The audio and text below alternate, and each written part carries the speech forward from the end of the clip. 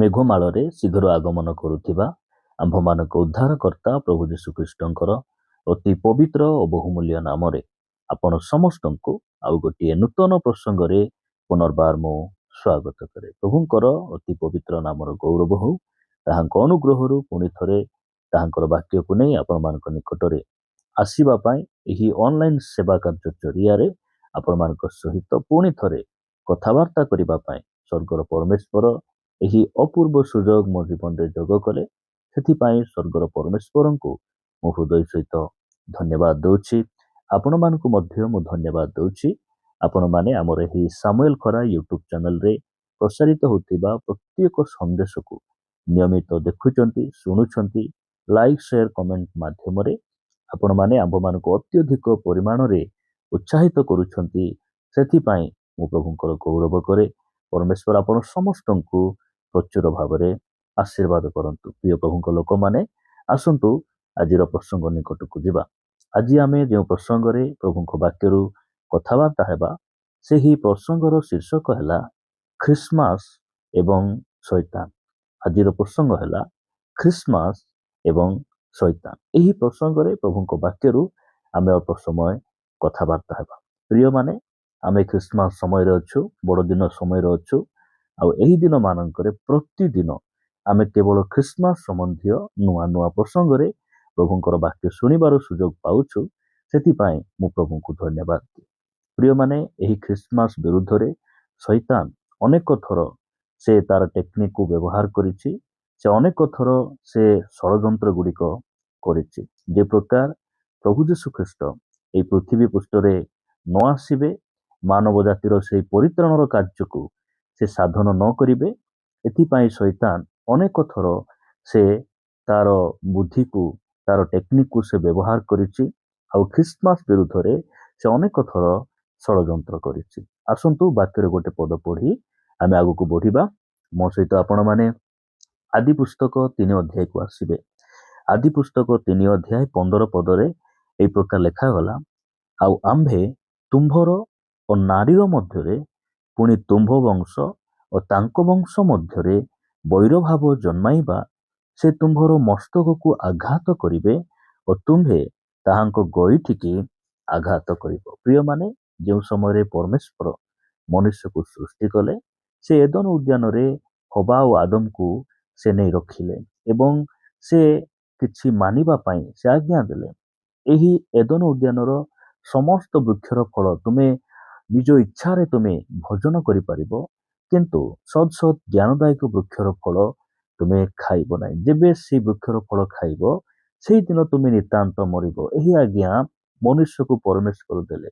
ଆଉ ଏହି ଆଜ୍ଞାକୁ ଉଲ୍ଲଂଘନ କରିବା ପାଇଁ ଶୈତାନ ତାଙ୍କ ନିକଟକୁ ଆସିଲା ଆଉ ଭୁଲାଇଲା। ଯେତେବେଳେ ସେମାନେ ଶୈତାନର କଥାରେ ପଡ଼ିଲେ ଆଉ ସେମାନେ ପରମେଶ୍ୱରଙ୍କର ଆଜ୍ଞାକୁ ଲଙ୍ଘନ କଲେ, ସେହି ସମୟରେ ପରମେଶ୍ୱର କଣ କଲେ? ଆଦମଙ୍କୁ କହିଲେ ଯେ ତୁମେ ସାରା ଜୀବନ ତୁମେ କାର୍ଯ୍ୟ କଲେ ହିଁ ବଞ୍ଚିବ, ଦେହରେ ଝାଳ ବାହାରିଲେ ହିଁ ତୁମକୁ ଖାଇବାକୁ ମିଳିବ। ଆଉ ହବାକୁ କହିଲେ ଯେ ତୁମେ ବହୁତ କଷ୍ଟରେ ତୁମେ ଛୁଆ ଜନ୍ମ କରିବ ବା ପ୍ରସବ କରିବ। ଏଇ ଦୁଇଟି କଥା ଦୁଇ ଜଣଙ୍କୁ କହିବା ପରେ ସେ ଶୈତାନକୁ କହିଲେ ଯେ ନାରୀର ବଂଶରୁ ଗୋଟେ ବ୍ୟକ୍ତି ଆସିବେ ଆଉ ତୁମର ମସ୍ତକକୁ ସେ କଣ କରିବେ? ଚୂର୍ଣ୍ଣ କରିବେ। ଏହି କଥା ଶୈତାନ ଭଲ ଭାବରେ ସେ ବୁଝିଲା। ଆଉ ନାରୀର ବଂଶରୁ ଜଣେ ବ୍ୟକ୍ତି ଆସିବେ ଆଉ ସେ ମତେ କଣ କରିବେ? ମୋର ମସ୍ତକକୁ ଚୂର୍ଣ୍ଣ କରିବେ ଆଉ ମତେ ସେ ପରାଜୟ କରିବେ। ଏହି କଥା ଶୈତାନ ସବୁବେଳେ ତା ମନରେ ରହିଲା। ସେଥିପାଇଁ ସେ ଆରମ୍ଭରୁ ସେ କଣ କଲା? ଲୋକମାନଙ୍କ ମଧ୍ୟରେ ବିଭିନ୍ନ ପ୍ରକାର ଗଣ୍ଡଗୋଳ, ବିଭିନ୍ନ ପ୍ରକାର ପାପରେ ମାନବ ଜାତିକୁ ସେ କଣ କଲା? ଆଗକୁ ବଢାଇ ନେଲା, ମୃତ୍ୟୁ ଆଡକୁ କଢେଇ ନେଲା। ଯେତେବେଳେ ହବା ଆଦମ ସେମାନଙ୍କର ସମ୍ପର୍କ ହଉଛି, ସେ ସମୟରେ ହେବଲ କଇନ ସେମାନଙ୍କର ଜନ୍ମ ହଉଛି। ଶୈତାନ ଭାବିଲା ଯେ କେ ଜାଣେ ଏହି ବ୍ୟକ୍ତି ମାନେ ନାରୀର ବଂଶ। ଏହା ସେ ଭାବି କଣ କଲା? ଦୁଇ ଭାଇ ମଧ୍ୟରେ ସେ ଅଶାନ୍ତି କରାଇଲା, ଗଣ୍ଡଗୋଳ କରାଇଲା। ହେବଲ ଯେତେବେଳେ ପରମେଶ୍ୱରଙ୍କର ଗ୍ରହଣ ଯୋଗ୍ୟ ହେଲେ, ଆତ୍ମିକ ଜୀବନରେ ବଢିଲେ, ଧର୍ମ ପଥରେ ଗଲେ, ସେହି ସମୟରେ ଶୈତାନ କଣ କଲା? କଇନଙ୍କ ହୃଦୟରେ ପ୍ରବେଶ କରି ସେ ଆପଣା ଭାଇ ହେବଲଙ୍କୁ ହତ୍ୟା କରାଇଲା। ଏବଂ ତାପରେ ଆମେ ଦେଖୁଛୁ ଯେ ମଶାଙ୍କ ସମୟରେ ମଧ୍ୟ ଅନେକ ଶିଶୁମାନଙ୍କର ହତ୍ୟାର କଥା ଆମେ ଦେଖୁଛୁ। ଯଦି ଆପଣ ଆଦି ପୁସ୍ତକ 6 ଅଧ୍ୟାୟରେ ପଢିବେ ଯେ ଅନେକ ପୁତ୍ର ସନ୍ତାନ ଗଣ ମାନେ ସେମାନେ କଣ କଲେ ଯେ ଯାହାକୁ ଇଚ୍ଛା ତାହାକୁ ସେମାନେ ବାହା ହେବା ପାଇଁ ଲାଗିଲେ। ଯଦି ଏଷ୍ଟର ପୁସ୍ତକରେ ଆମେ ପଢୁଛୁ ସେଇ ସ୍ଥାନରେ ହାମନର ହୃଦୟରେ ଶୈତାନ ପ୍ରବେଶ କରୁଛି ଆଉ ସମଗ୍ର ଜିହୁଦୀ ମାନଙ୍କୁ ହତ୍ୟା କରିବା ପାଇଁ ଫାଶୀ ଦେବା ପାଇଁ ସେ ଷଡ଼ଯନ୍ତ୍ର କରୁଛି। କାରଣ ବାଇବଲ କହେ ଯେ ପରିତ୍ରାଣ ଜିହୁଦୀ ମାନଙ୍କ ମଧ୍ୟରୁ ଆସେ ଆଉ ପ୍ରଭୁ ଯୀଶୁ ଖ୍ରୀଷ୍ଟ ଜିହୁଦୀ ଗୋଷ୍ଠୀରୁ ଜିହୁଦୀ ମାନଙ୍କ ମଧ୍ୟରେ ସେ ଜନ୍ମଗ୍ରହଣ କଲେ। ଅନେକ ଥର ଶୈତାନ କଣ କଲା ଏହି ଖ୍ରୀଷ୍ଟମାସ ବିରୁଦ୍ଧରେ ସେ ବିଭିନ୍ନ ଷଡ଼ଯନ୍ତ୍ର ଗୁଡିକ ସେ ବ୍ୟବହାର କରିକି ଆସିଲା। ପ୍ରିୟମାନେ ଆଜି ମଧ୍ୟ ଖ୍ରୀଷ୍ଟମାସ ବିରୁଦ୍ଧରେ ଆଜି ମଧ୍ୟ ଶୈତାନ ବିଭିନ୍ନ ମାଧ୍ୟମ ଦେଇ ସେ କାମ କରୁଛି। ଯେ ପ୍ରକାର କି ସେଇ ଖ୍ରୀଷ୍ଟମାସର ସତ୍ୟତା ସେଇ ନାରୀର ବଂଶ ଯେ କି ଆସି ଶୈତାନର ମସ୍ତକକୁ ଚୂର୍ଣ୍ଣ କରିବା ପାଇଁ ସେ ଆସିଲେ। ଏହି କଥା ଯେପରି ମାନବ ସମାଜ ନ ଜାଣନ୍ତୁ ନ ବୁଝନ୍ତୁ ଏଥିପାଇଁ ଆଜି ମଧ୍ୟ ସେଇ ଖ୍ରୀଷ୍ଟମାସ ବିରୁଦ୍ଧରେ ଶୈତାନ ବିଭିନ୍ନ ପ୍ରକାର ଷଡ଼ଯନ୍ତ୍ର ଗୁଡିକ କରିଛି। ଯେତେବେଳେ ପ୍ରଭୁ ଯୀଶୁ ଖ୍ରୀଷ୍ଟଙ୍କର ଜନ୍ମ ହେଲା ସେଇ ସମୟରେ ମଧ୍ୟ ସେ ହେରୋଦର ହୃଦୟରେ ପଶି ସେ କଣ କଲା କାମ କଲା। ଯଦି ଆପଣ ପଢିବେ ମାଥ୍ୟୁ ଲିଖିତ ସୁସମାଚାର 2 ଅଧ୍ୟାୟ 16 ପଦରେ ଲେଖାଯାଏ, ଇତିମଧ୍ୟରେ ହେରୋଦ ପଣ୍ଡିତ ମାନଙ୍କ ଦ୍ୱାରା ଆପଣାକୁ ପ୍ରବଞ୍ଚିତ ହେବା ଦେଖି କ୍ରୋଧାନ୍ତ ହୋଇଗଲେ ଆଉ ସେମାନଙ୍କ ନିକଟରୁ ସୂକ୍ଷ୍ମ ରୂପେ ଯେଉଁ ସମୟ ବୁଝିଥିଲେ ତଦନୁସାରେ 2 ବର୍ଷ ଓ ସେଥିରୁ ନ୍ୟୁନ ବୟସ୍କ ଯେତେ ବାଳକ ବେଥଲିହିମ ପୁଣି ସେଥିର ସମସ୍ତ ସୀମା ମଧ୍ୟରେ ଥିଲେ ଲୋକ ପଠାଇ ସେଇ ସମସ୍ତଙ୍କୁ ବଧ କଲେ। ପ୍ରିୟମାନେ ପ୍ରଭୁ ଯୀଶୁ ଖ୍ରୀଷ୍ଟଙ୍କର ଜନ୍ମର ସମୟରେ ମଧ୍ୟ ହେରୋଦ କଣ କଲା ସେ ଖ୍ରୀଷ୍ଟମାସ ବିରୁଦ୍ଧରେ ଷଡ଼ଯନ୍ତ୍ର କଲା ଯେ ସେହି ତ୍ରାଣକର୍ତ୍ତା ଯେ ନାରୀର ବଂଶରେ ଆସିବେ ସେହି ବ୍ୟକ୍ତି ଯେ ପ୍ରକାର ମାନବ ଜାତି ନିକଟରେ ପ୍ରକାଶିତ ନ ହେବେ ଏଥିପାଇଁ ହେରୋଦ ସେହି ଷଡ଼ଯନ୍ତ୍ର କଲା। ପ୍ରିୟମାନେ ହେରୋଦଙ୍କ ହୃଦୟରେ ଶୈତାନ ପ୍ରବେଶ କରି ଏହି ସବୁ କାର୍ଯ୍ୟ ଗୁଡିକ ବ୍ୟବହାର କଲା। କିନ୍ତୁ ପ୍ରଭୁଙ୍କର ଗୌରବ ହଉ ଶୈତାନ ଯେତେ ଚେଷ୍ଟା କଲେ ପରେ ମଧ୍ୟ ଯେତେ ତାର କଳ୍ପନାକୁ ବ୍ୟବହାର କଲା ପରେ ମଧ୍ୟ ଯେତେ ତାର ଟେକ୍ନିକକୁ ସେ ବ୍ୟବହାର କଲା ପରେ ମଧ୍ୟ ଆମମାନଙ୍କର ତ୍ରାଣକର୍ତ୍ତା ପ୍ରଭୁ ଯୀଶୁ ଖ୍ରୀଷ୍ଟ ସେ ଆମମାନଙ୍କ ମଧ୍ୟରେ ପଳାଇ ଆସିଲେ। ତାଙ୍କର ଗୌରବ ହଉ ଆଉ ସେ ଆସି ସେଇ ନାରୀର ସେ ଆସି ସେହି ଶୈତାନର ମସ୍ତକକୁ ସେ କଣ କଲେ ଚୂର୍ଣ୍ଣ କଲେ। ଆଜି ବି ଅନେକ ହେରୋଦ ମାନେ ଅଛନ୍ତି।